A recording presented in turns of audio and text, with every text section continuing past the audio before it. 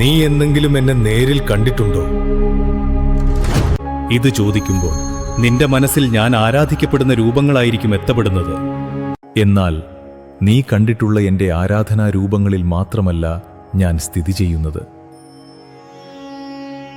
ജീവിതത്തിലെ പല ദുർഘട നിമിഷങ്ങളിലായിരിക്കും നീ എന്നെ കൂടുതലായും കണ്ടിട്ടുള്ളത്. എന്നാൽ നീ കരുതുന്ന രൂപത്തിലും നിറത്തിലും ആരാധനാലയങ്ങളിലെ വിഗ്രഹങ്ങളിലുമല്ല ഞാൻ സ്ഥിതി ചെയ്യുന്നത്. ഞാൻ നിലകൊള്ളുന്നത് നിനക്കുള്ളിൽ തന്നെയാണ്. നീ പ്രതീക്ഷിക്കാത്ത മനുഷ്യരിലോ മൃഗങ്ങളിലോ ചിലപ്പോൾ ജീവനില്ലാത്ത ഏതെങ്കിലും വസ്തുവിലോ പോലും നീ എന്നെ ദർശിച്ചിട്ടുണ്ടാകും. എന്റെ സാന്നിധ്യം സദാസമയവും നിനക്ക് ചുറ്റിലുമുണ്ടാകും. നിന്നെ സംരക്ഷിക്കുവാൻ ഞാൻ സംഹാരമൂർത്തിയാകും.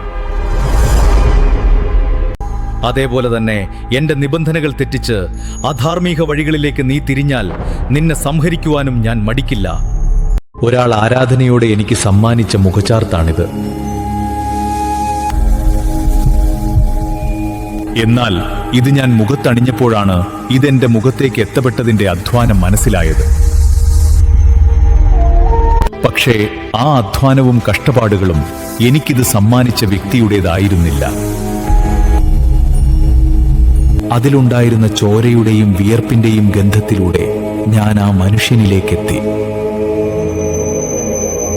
സദാസമയവും ദുർഗാദേവിയെ ഭജിച്ചുകൊണ്ട് കഷ്ടപ്പാടുകൾക്കിടയിലും സന്തോഷത്തോടെ തന്റെ കർമ്മങ്ങൾ നിറവേറ്റുന്ന അയാളുടെ സ്നേഹം ചൂഷണം ചെയ്യപ്പെടുന്നത് ഞാൻ മനസ്സിലാക്കി. ആ മുതലെടുപ്പ് നടത്തിയത് എനിക്ക് സമർപ്പണം നടത്തിയ വ്യക്തി തന്നെയായിരുന്നു. അതായിരുന്നു എന്നെ ഏറെ സങ്കടപ്പെടുത്തിയത്. എന്നെ പരിഗണിക്കാത്തവരുടെ തെറ്റുകൾ പെട്ടെന്ന് ഞാൻ തീർപ്പാക്കില്ലെങ്കിലും എന്നെ ഭജിക്കുന്നവരുടെ തെറ്റുകൾക്ക് അപ്പോൾ തന്നെ എന്റേതായ തിരുത്തൽ നടപടികൾ ആരംഭിക്കും. അത് സ്ത്രീ പുരുഷ വ്യത്യാസമില്ലാതെ അവരുടെ അതേ വഴിയിലൂടെ അവർ പോലും അറിയാതെ അവരെ കൊണ്ട് തന്നെ സ്വയം ശിക്ഷകൾ ഏറ്റുവാങ്ങുന്ന നടപടിക്രമങ്ങളായിരിക്കും ഞാൻ നൽകുന്നത്. എന്റെ മുഖത്തേക്ക് ആവരണം സമ്മാനിച്ച നിമിഷം മുതൽ ആ വ്യക്തിയുടെ അസാൻമാർഗിക പ്രവൃത്തികളും അതിനായി പറഞ്ഞു വിശ്വസിപ്പിച്ച നുണകളും അയാൾക്ക് നേരെ തന്നെ ചോദ്യങ്ങളായി തിരിയുന്ന അവസ്ഥയിലേക്ക് ഞാൻ നയിച്ചു. അതയാളെ കൂടുതൽ ദുരിതത്തിലാക്കുകയും അതുവരെയും സ്നേഹത്തിനെ ചൂഷണം ചെയ്ത് നേടിക്കൊണ്ടിരുന്നതൊക്കെയും തടയപ്പെടുകയും ചെയ്തു. സ്വന്തം ജീവിതത്തിൽ ദുരിതങ്ങളും കഷ്ടപ്പാടുകളും വന്നു ചേർന്നപ്പോൾ ഒരാളുടെ സ്നേഹത്തിൽ മായം കലർത്തി കൂടെ ചേർത്തവർ ആരും തന്നെ അയാൾക്ക് സഹായികളായി കൂടെ ഉണ്ടായില്ല. കൂടാതെ തനിക്കൊപ്പം ഉണ്ടായിരുന്നവരിൽ ആരും തന്നെ തന്റെ നന്മക്കായി കൂടെ നിൽക്കുന്നവരല്ലെന്നും സ്വന്തം സന്തോഷങ്ങൾക്കായി കൂടെ ചേർത്തവരിൽ ചിലർ തന്നെ ചൂഷണം ചെയ്യുകയായിരുന്നു എന്ന സത്യവും അയാൾ മനസ്സിലാക്കി. തന്നെ സ്നേഹിച്ച ആളുടെ നന്മയിലൂടെ തനിക്ക് വന്നു ചേർന്ന നേട്ടങ്ങൾ എന്തായിരുന്നുവെന്നും അയാളെ വഞ്ചിച്ചുകൊണ്ട് സ്വന്തം സന്തോഷങ്ങൾക്കായി താൻ കൂടെ ചേർത്തവരുടെ തിന്മകളും അവരുടെ സാമീപ്യത്തിലൂടെ തനിക്കുണ്ടായ നഷ്ടങ്ങളും ദുരിതങ്ങളും എന്തെന്നും അയാൾ തിരിച്ചറിഞ്ഞു. പക്ഷെ അപ്പോഴേക്കും തന്നെ ആത്മാർത്ഥമായി സ്നേഹിക്കുകയും അതേ ആത്മാർത്ഥതയോടെ തനിക്ക് വേണ്ടി ജീവിക്കുകയും എന്തിനും തനിക്കൊപ്പം കൂടെ നിൽക്കുകയും ചെയ്ത വ്യക്തി അയാളെ വിട്ടകന്നു പോയിരുന്നു. ഏതൊരാളുടെ ജീവിതത്തിലും ഒരു അവസരം വന്നു ചേരും. എന്നാൽ മനുഷ്യന്റെ അത്യാഗ്രഹങ്ങളും മറ്റുള്ളവർ എന്ത് കരുതുമെന്ന ചിന്തകളും ആ അവസരം നഷ്ടപ്പെടുത്തുകയും ചെയ്യും. മറ്റുള്ളവരുടെ കാഴ്ചപ്പാടിൽ തെറ്റെന്ന് കരുതുന്നത് നിങ്ങളുടെ ജീവിതത്തിലെ ഏറ്റവും വലിയ ശരിയാണെങ്കിൽ അതിൽ നന്മയും ധർമ്മവും ഉണ്ടെങ്കിൽ ആ തെറ്റ് തുടരുക. ഒരിക്കൽ ഏറ്റവും വലിയ ശരിയായി അത് മാറും. എന്നാൽ തിന്മകളും അധാർമികവുമായ വഴികളിലേക്ക് നിങ്ങൾ തിരിഞ്ഞാൽ നിങ്ങളുടെ ശരികൾ പോലും തെറ്റായി മാറും. അവിടെ ദൈവങ്ങളിൽ പഴിചാരിയിട്ട് യാതൊരു അർത്ഥവുമില്ല. ഏതൊരു ജീവജാലങ്ങളും പ്രകൃതിയുമായി ബന്ധപ്പെട്ടാണ് കിടക്കുന്നത്. നിങ്ങൾ എന്തു തന്നെ പ്രവർത്തിച്ചാലും നന്മ തിന്മകൾ വേർതിരിച്ച് പ്രകൃതി അതിനെതിരെ പ്രതികരിക്കുക തന്നെ ചെയ്യും. നീ ഏറ്റവും കൂടുതൽ വെറുക്കുകയും പ്രതികാര ബുദ്ധിയോടെ പക വീട്ടാൻ ശ്രമിക്കുകയും ചെയ്തിട്ടുള്ളത് ആരോടാണെന്ന് ഓർത്തു നോക്കിയിട്ടുണ്ടോ? നിന്നെ ഏറ്റവും കൂടുതൽ സ്നേഹിക്കുകയും വിശ്വസിക്കുകയും നിന്നെ നിലനിർത്തുവാൻ വേണ്ടി മറ്റാർക്കും കഴിയാത്ത വിധം നിനക്ക് വേണ്ടി കഷ്ടപ്പെടുകയും ചെയ്ത ആളിനെ തന്നെയായിരിക്കും. ഒരിക്കലും പൊറുക്കാനാവാത്ത നിന്റെ തെറ്റുകളെ വിമർശിക്കുകയും സംയമനം പാലിക്കാതെ നിന്നെ ചോദ്യം ചെയ്യുകയും ചെയ്തതു മുതലാണ് നിനക്കയാൾ ശത്രുവായി മാറിയത്. നിന്റെ ഉത്തരമില്ലായ്മയെ മറയ്ക്കുവാൻ നീ കണ്ടെത്തിയ വഴിയാണ് അയാൾക്ക് ചാർത്തിക്കൊടുത്ത വിരോധിയുടെ വേഷം. സ്വന്തം കുറ്റങ്ങൾ മറയ്ക്കപ്പെടാനും ചുറ്റിലുമുള്ളവർക്ക് മുമ്പിൽ പിടിച്ചു നിൽക്കുന്നതിനായും നീ അയാളെ കുറ്റവാളിയാക്കി ചിത്രീകരിക്കുകയായിരുന്നു ചെയ്തത്. നിന്റെ ദുഷ്പ്രവൃത്തികളെ ചോദ്യം ചെയ്തതിലൂടെ നിനക്കുണ്ടായ അഭിമാനക്ഷതം അയാൾക്കും നേടിക്കൊടുക്കണമെന്ന് കരുതി നീ നടത്തിയ ഒളിപ്പോരുകളും വിജയം കണ്ടില്ല. കാരണം അയാൾ ചെയ്ത ഒരേ ഒരു തെറ്റ് നിന്നെ പൂർണ്ണമായി വിശ്വസിക്കുകയും സ്നേഹിക്കുകയും ചെയ്തു എന്നത് മാത്രമാണ്. നിന്നെപ്പോലെ നീചമായ പല വഴികളിലൂടെ അയാൾ യാത്ര ചെയ്തിരുന്നെങ്കിൽ നിനക്ക് അഭിമാനക്ഷതമുണ്ടാക്കിയ ഉത്തരമില്ലാത്ത ചോദ്യങ്ങളുമായി ഒരിക്കലും അയാൾ വരില്ലായിരുന്നു. അത് പൂർണ്ണമായും മനസ്സിലാക്കിയ വ്യക്തിയും നീ തന്നെയായിരുന്നു. അതുകൊണ്ടാണല്ലോ അയാളുടെ ചോദ്യങ്ങളെ നിർത്തലാക്കുവാൻ അയാൾക്ക് ചുറ്റിലുമുള്ള കുടുംബ ബന്ധങ്ങളിൽ ഉൾപ്പെടെയുള്ളവരിലൂടെ അയാളെ പരിഹാസ്യനാക്കി അപമാനിക്കാൻ നീ ശ്രമം നടത്തിയത്. അവിടെയും നിന്റെ ഉദ്ദേശഫലം ലഭിക്കാതെ കൂടുതലായി സ്വയം അപമാനിക്കപ്പെടുകയായിരുന്നു ചെയ്തത്. ആത്മാർത്ഥമായ സ്നേഹത്തിനെ വഞ്ചിക്കുകയും സ്വാർത്ഥ നേട്ടങ്ങൾക്ക് വേണ്ടി ചൂഷണം ചെയ്യുകയും ചെയ്തതിന്റെ തിക്തഫലമാണ് നിനക്ക് വന്നുകൊണ്ടിരിക്കുന്നതെന്ന സത്യം മാത്രം നീ മനസ്സിലാക്കിയില്ല. അത് മനസ്സിലാക്കുന്ന അന്ന് നിന്റെ ശത്രു മിത്രമായി മാറുകയും ഇപ്പോൾ നിന്റെ മിത്രങ്ങളായി കരുതുന്ന അഭിനയപാടവമുള്ളവർ ശത്രുക്കളായി മാറുകയും ചെയ്യും. സന്തോഷകരമായ സാഹചര്യങ്ങൾ നിലനിൽക്കുമ്പോൾ നീ എന്നോട് നന്ദി പറയുകയും എനിക്ക് വേണ്ടി പല പൂജാതി കർമ്മങ്ങൾ നടത്തുകയും ചെയ്യും. എന്നാൽ അശുഭകരമായ കാര്യങ്ങൾ നിന്റെ ജീവിതത്തിൽ വന്നു ചേരുമ്പോൾ വിശിഷ്ടമായ മനുഷ്യജീവിതം എന്തിനു ദാനം ചെയ്തു എന്ന ചോദ്യമാണ് നാം കൂടുതലായി കേൾക്കുന്നത്. എങ്കിൽ നീ ഇത് മനസ്സിൽ ഓർത്തുവയ്ക്കുക. നിന്റെ ജീവിതത്തിനെ മുന്നോട്ട് നയിക്കുവാനുള്ള കരുത്ത് നൽകുക എന്നതാണ് നീ നേരിടുന്ന പ്രതിസന്ധികളുടെ ലക്ഷ്യം. നീ നേരിടുന്ന ഓരോ പ്രതിസന്ധികളും ഓരോ വെല്ലുവിളികളാണ്. അവിടെ നിന്റെ ജീവിതം സാർത്ഥകമാക്കുക എന്നതും നിന്റെ ഉത്തരവാദിത്വമാണ്.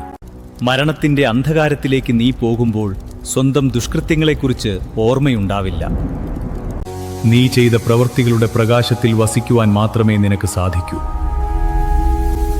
അത് കഴിഞ്ഞാൽ മാത്രമേ നിന്റെ ജീവിതത്തിന്റെ അടുത്ത അധ്യായത്തിലേക്ക് കടക്കുവാൻ സാധിക്കൂ. അതിനു മുമ്പായി നീ ചെയ്ത കാര്യങ്ങൾ ഓർക്കുക. നീ ചെയ്ത ദുഷ്കർമ്മങ്ങളെ സത്കർമ്മങ്ങൾ കൊണ്ട് പ്രകാശപൂരിതമാക്കുക. ഈ ലോകത്ത് നിനക്ക് സ്വന്തമെന്ന് അവകാശപ്പെടാൻ നീ നൽകിയതും അനുഭവിച്ചതുമായ സ്നേഹം മാത്രമേ ഉണ്ടാവുകയുള്ളൂ. അതിനാൽ നീ നിന്റെ സ്നേഹത്തിൽ വിശ്വസിക്കുക. ആ സ്നേഹത്തിനു മുമ്പിൽ നീ കരുതുന്ന പ്രതിസന്ധികളൊന്നും തന്നെ സ്ഥിരതയോടെ നിലനിൽക്കില്ല. നീ ചെയ്യുന്ന ഓരോ കാര്യത്തിനും ഒരർത്ഥമുണ്ട്. നീ പറയുന്ന വാക്കുകളും എടുക്കുന്ന തീരുമാനങ്ങളും ഉൾപ്പെടെ നിന്റെ ഓരോ ചൂടുവയ്പ്പുകളും നിന്നെയും നിനക്കൊപ്പമുള്ള എല്ലാവരെയും ഒരേപോലെ ബാധിക്കും. ജീവിതം നിന്നോട് ചോദിക്കുന്ന ചോദ്യം ഇതാണ്: നീ ഏത് തരത്തിലുള്ള മാറ്റമാണ് ആഗ്രഹിക്കുന്നത്? ഇന്ന് നീ തിരഞ്ഞെടുക്കുന്ന വഴിയാണ് നാളെ നിന്നെ നിലനിർത്തുന്നത്. അതിനാൽ മറ്റുള്ളവർ എന്ത് കരുതുമെന്ന് ചിന്തിച്ച് നീ തീരുമാനങ്ങൾ എടുക്കേണ്ടതില്ല. അങ്ങനെ കരുതുന്നവർ ആരും തന്നെ നിന്റെ ജീവിതം ജീവിക്കുകയുമില്ല. നിനക്ക് വേണ്ടതെന്തെന്ന് നിനക്ക് മാത്രമേ മനസ്സിലാക്കാൻ കഴിയൂ. നിനക്ക് മൂല്യമുള്ളിടത്ത് മാത്രമേ നിന്റെ വളർച്ചയ്ക്ക് ആവശ്യമായ അടിസ്ഥാന ഘടകവും ഉണ്ടാവുകയുള്ളൂ. അതുകൊണ്ട് നിനക്ക് നന്മയും സ്നേഹവും സ്ഥാനവും ലഭിക്കുന്ന വഴി ഏതാണോ അവിടെ ധർമ്മവും സത്യവും ഉണ്ടെങ്കിൽ ആ വഴി സ്വീകരിക്കുക. ലക്ഷ്യബോധത്തോടെ നിന്നെ നയിക്കുവാനുള്ള തേരാളിയും അവിടെ ഉണ്ടാകും. നീ അവർക്ക് മാപ്പ് നൽകിയതല്ല, നിന്റെ ഭാരമിറക്കുകയായിരുന്നു ചെയ്തത്. അർഹതയില്ലാത്ത അവരോട് നീ ക്ഷമിച്ചത് നിന്റെ ഹൃദയത്തിന് ശാന്തി അർഹിച്ചതുകൊണ്ടാണ്. അവരിലൂടെ ഉണ്ടായ വേദന പിടിച്ചു നിർത്തിയത് കാരണം നീയാണ് ക്ഷീണിച്ചത്. നിനക്കുണ്ടായ നഷ്ടങ്ങളും അവർക്കുണ്ടായില്ല. ഇതുവരെയും നിന്റെ അവസ്ഥ കണ്ട് അവർ സന്തോഷിക്കുകയായിരുന്നു. ഇപ്പോൾ അവരെക്കുറിച്ചുള്ള ചിന്തകളിൽ നിന്നും നിന്റെ മനസ്സിനെ നീ മോചിപ്പിച്ചപ്പോൾ ആ ഭാരവും ഇറങ്ങി. ഇനിയാണ് നിന്റെ വളർച്ച തുടങ്ങുന്നത്. നിന്റെ വളർച്ചയുടെ ആദ്യഘട്ടം മുതൽ തന്നെ അവരുടെ തളർച്ചയ്ക്കും തുടക്കമിടും. ഹൃദയത്തിന്റെ വേദന എന്തെന്ന് അവർ മനസ്സിലാക്കുന്നതിനോടൊപ്പം തന്നെ അവരുടെ ജീവിതത്തിലെ ഏറ്റവും വലിയ നഷ്ടം നീ ആയിരുന്നു എന്നും തിരിച്ചറിയും. ആ കുറ്റബോധം അവരുടെ ജീവിതാന്ത്യം വരെ നിലനിൽക്കുകയും ചെയ്യും. അതുതന്നെയാണ് അവർക്ക് കിട്ടാവുന്ന ഏറ്റവും വലിയ ശിക്ഷയും. ചില പ്രതിസന്ധികളിൽ ഞാൻ നിനക്കൊപ്പമുണ്ടാവില്ല. ആ നേരങ്ങളിൽ ഞാൻ നിന്നെ ഉപേക്ഷിച്ചു പോയെന്ന ധാരണയും നിനക്കുണ്ടാകും. എന്നാൽ യാഥാർത്ഥ്യം നീ കരുതുന്നത് പോലെയല്ല. അപ്പോഴും ഞാൻ നിനക്കൊപ്പം തന്നെ നിലനിൽക്കുന്നുണ്ട്. പക്ഷേ സംഘർഷങ്ങളെ പ്രതിരോധിക്കേണ്ട ചുമതല നിന്നിൽ അർപ്പിക്കുകയാണ് ഞാൻ ചെയ്യുന്നത്. പ്രതിരോധിക്കേണ്ട നിമിഷങ്ങളിൽ നീ പാലിക്കുന്ന മൗനം തന്നെയാണ് എനിക്ക് പോലും നിന്നിൽ നിന്ന് അകന്നു നിൽക്കേണ്ട സാഹചര്യം സൃഷ്ടിക്കുന്നത്. മൗനം മനസ്സിനെ ശാന്തമാക്കുവാൻ വേണ്ടിയുള്ളതാണ്. ആ മൗനം നിന്റെ പ്രതിസന്ധികളെ ശാന്തമാക്കില്ല. അവിടെ നീ പോരാടുക തന്നെ വേണം. അതിന് കഴിഞ്ഞില്ലെങ്കിൽ നീ പാലിക്കുന്ന മൗനം വലിയ സംഘർഷങ്ങളിലേക്ക് നിന്നെ തള്ളിയിടും. എന്നാൽ മൗനം വെടിഞ്ഞ് നീ പ്രതികരിച്ചു തുടങ്ങുകയാണെങ്കിൽ നിനക്കെതിരെ നിലകൊള്ളുന്ന പ്രതിസന്ധികളുടെ ശക്തി ക്ഷയിച്ചു തുടങ്ങും. ആ സത്യം തിരിച്ചറിയുവാൻ വേണ്ടിയാണ് ചില പ്രതിസന്ധികളുടെ തുടക്കത്തിൽ ഞാൻ നിന്നിൽ നിന്നും അകലം പാലിക്കുന്നത്. അതിനാൽ സത്യവും നീതിയും ധർമ്മവും നിന്നിലുണ്ടെങ്കിൽ പ്രതിസന്ധികളെ മൗനം കൊണ്ട് നേരിടാതെ പ്രതികരിച്ച് തന്നെ മുന്നേറുക. നിന്നെ വിജയിപ്പിക്കാൻ ഞാൻ നിനക്ക് മുൻപിൽ തന്നെ ഉണ്ടാകും.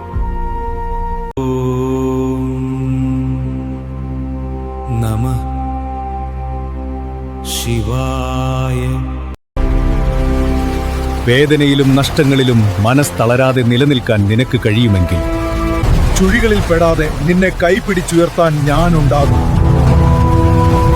എന്നെ രക്ഷിക്കണേ, എനിക്ക് ഭയമുണ്ട്. ഭയപ്പെടേണ്ട, ഞാൻ കൂടെയുണ്ട്, ശക്തനായിരിക്കും. ഒരിക്കലും നിന്നെ ഞാൻ കൈവിടില്ല. നിന്നെ സംരക്ഷിക്കേണ്ടത് എന്റെ ധർമ്മമാണ്.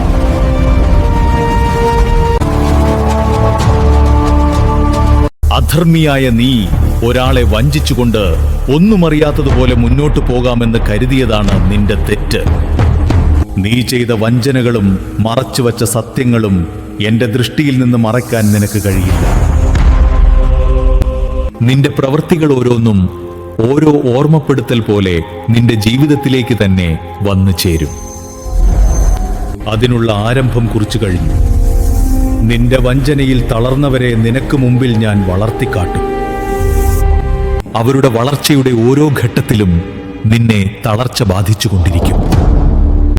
എന്റെ കനിവിലൂടെ നേടിയ സൗഭാഗ്യങ്ങളിൽ അത്യാഗ്രഹങ്ങളും അഹന്തയും വഞ്ചനയും നീ ചേർത്തപ്പോൾ നാശം സംഭവിച്ചത് എന്റെ കാരുണ്യത്തിനാണ്. നീ പാനം ചെയ്ത വിഷങ്ങളോരോന്നും നീ തന്നെ പുറംതള്ളുന്ന നാളുകളാണ് ഇനി വരാനിരിക്കുന്നത്. സ്നേഹത്തിന്റെ സാന്നിധ്യം ഇല്ലാതാകുമ്പോൾ മുതൽ നഷ്ടപ്പെട്ടു തുടങ്ങിയ ചില സൗഭാഗ്യങ്ങളെ ഓർത്ത് വിലപിക്കുന്നവരെയും അതൊക്കെയും നിലനിർത്തുന്നതിനായി ചില വഴിപാടുകളുടെ രൂപത്തിൽ ഭജിക്കുന്നവരെയും കാണാം. എന്നാൽ ആരും തന്നെ സ്നേഹം നിലനിർത്തുവാൻ വേണ്ടി പ്രയത്നിക്കുന്നില്ല. ആവശ്യങ്ങൾക്കപ്പുറത്തേക്ക് ആ സ്നേഹത്തിനെ നയിക്കുവാനും താല്പര്യപ്പെടുന്നില്ല. സ്നേഹത്തിലൂടെ നേടിയെടുത്തതൊക്കെയും ആ സ്നേഹം അവസാനിക്കുമ്പോൾ നഷ്ടപ്പെടുന്നതും സ്വാഭാവികമാണ്. പരസ്പര സ്നേഹത്തിലൂടെ വന്നു ചേരുന്ന ഒന്നും തന്നെ സ്നേഹത്തിനെ ഇല്ലാതാക്കുമ്പോൾ നിലനിൽക്കില്ല. ഓരോ സാഹചര്യത്തിലും ആ സ്നേഹത്തിന്റെ മൂല്യവും നഷ്ടവും ഓർമ്മപ്പെടുത്തിക്കൊണ്ടിരിക്കും. അതിനാൽ കളങ്കമില്ലാതെ ആത്മാർത്ഥമായി തന്നെ സ്നേഹത്തിനെ നിലനിർത്തുക. ആ സ്നേഹത്തിലൂടെ നേടിയെടുക്കുന്ന സൗഭാഗ്യങ്ങളൊക്കെയും ഒരിക്കലും നശിക്കാതെ നിലനിൽക്കുക തന്നെ ചെയ്യും.